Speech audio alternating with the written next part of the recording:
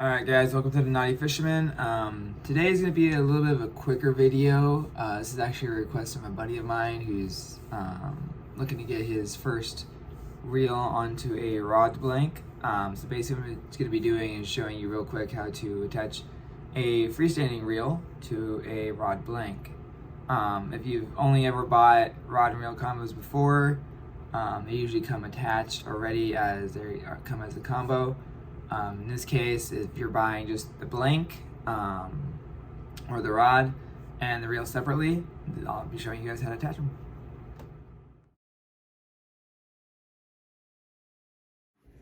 Alright guys, so I just want to show you the two pieces before we get started.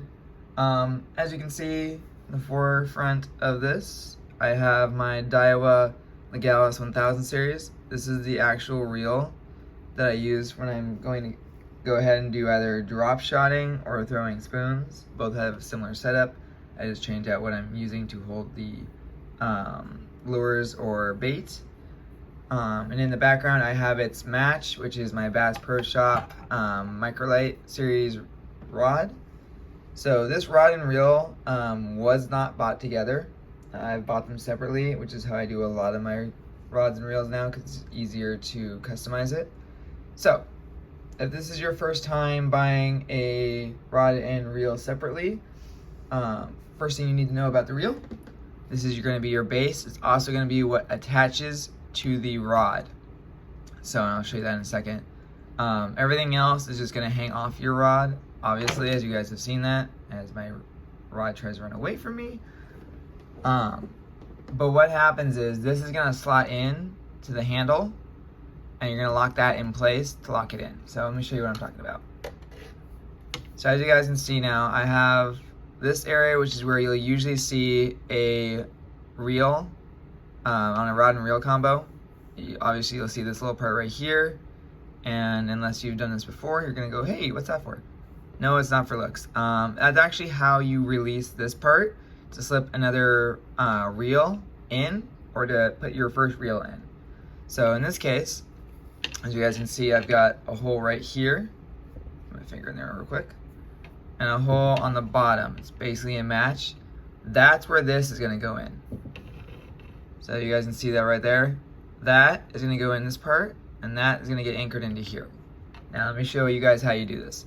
So on most rods, I want to say, there's a little screw part either on the bottom or on the top, near the actual rod part. So what you're going to do is you're going to go ahead and start screwing that. I'm hoping I'm doing this the right direction. Probably not. Never do. Nope. So you're going to go left, and you're just going to start unscrewing that.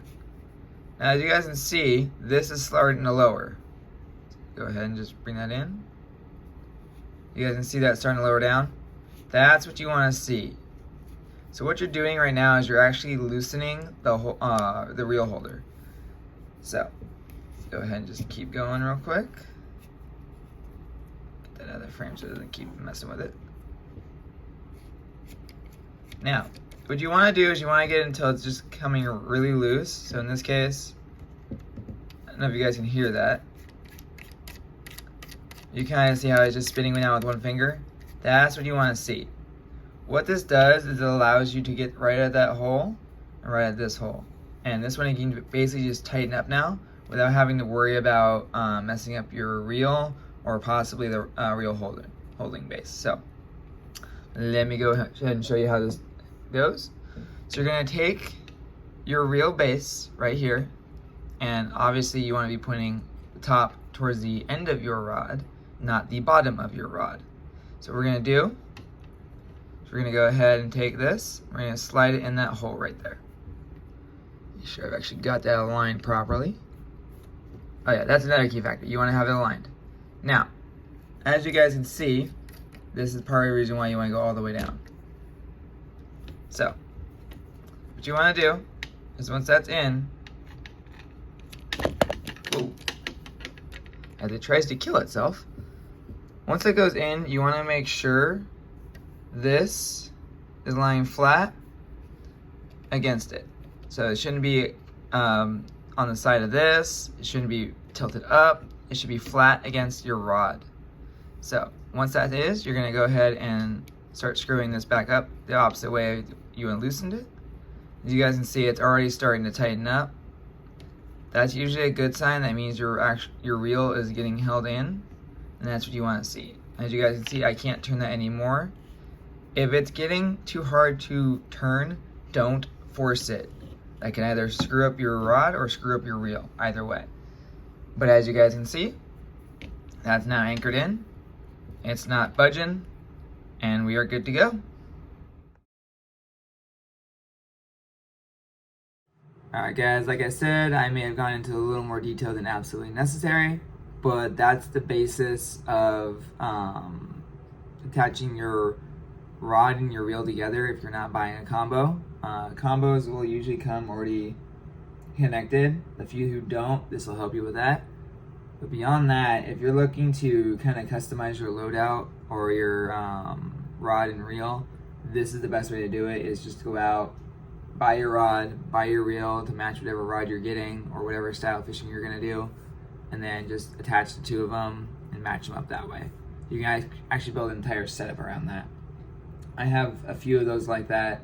I did start out with the combos and then just kind of slowly started changing out the reels that were on said combos and buying better ones and attaching those. So like I said, you can go either way, but that is the way to attach your reel to your rod. If you guys have any questions, please let me know. If you guys like this video, please do not forget to like and subscribe. Anyways, tight knots and tight lines, guys. Till next time.